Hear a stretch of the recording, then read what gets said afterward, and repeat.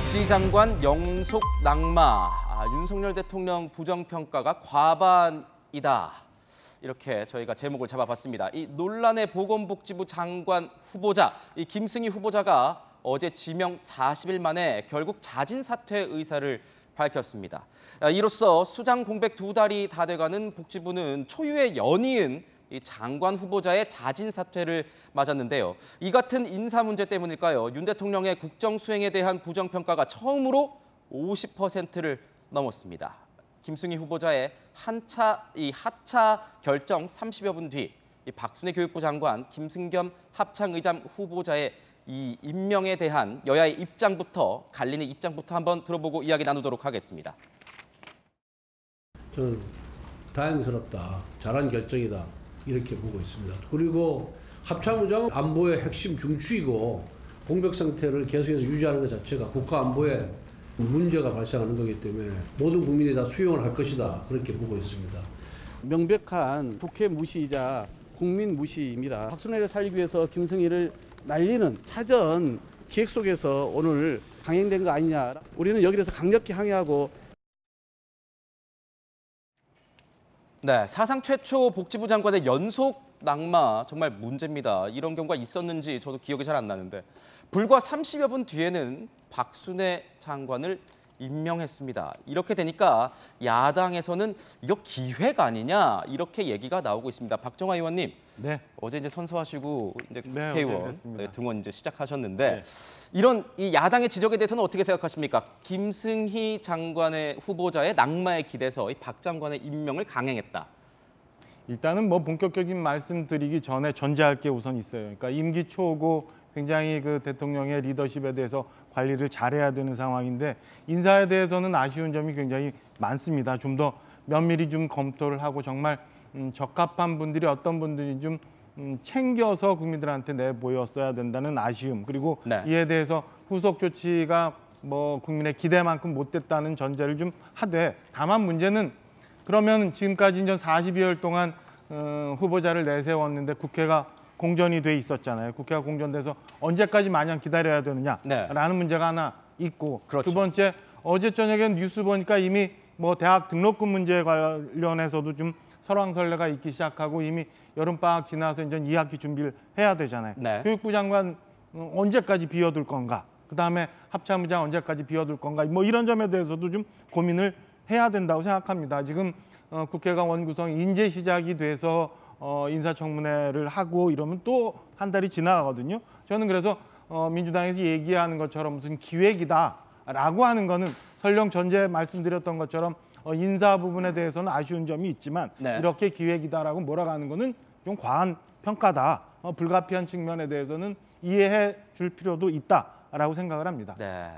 기획이라는 이런 어떤 비판은 조금 과한 측면이 있다. 뭐 안보 문제, 교육 문제 중요하기 때문에 시급하기 때문에 임명했어야 한다 이렇게 말씀을 주셨는데 이 문제는 음주운전 등으로 임명 부적합 논란이 일었습니다. 이 박순애 장관.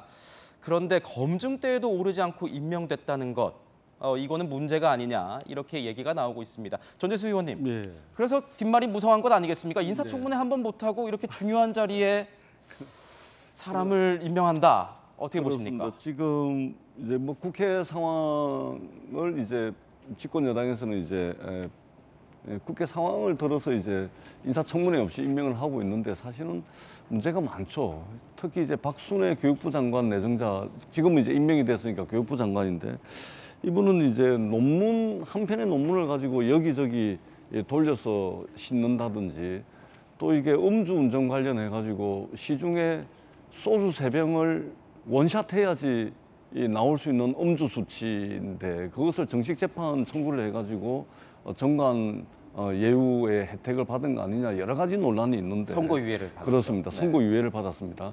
그래서 이게 지금 인사청문회도 없이 임명하는 게 과연 이게 제대로 된 거냐 이런 비판들이 굉장히 많습니다. 김성희 보건복지부 장관 내정자도 자진 사퇴를 했습니다만 굉장히 좀 문제가 많고 더 중요한 것은 이제 합참의장인데 인사청문회가 도입된 2006년 이후로 합참의장이 인사청문회를 거치지 않고 바로 임명된 것은 첫 번째 케이스입니다. 그래서 더 많은 비판이 있는데 저는 과연 이러한 인사를 누가 추천을 했고 또 인사 검증은 어떻게 이루어졌는지 굉장히 좀 의아하다.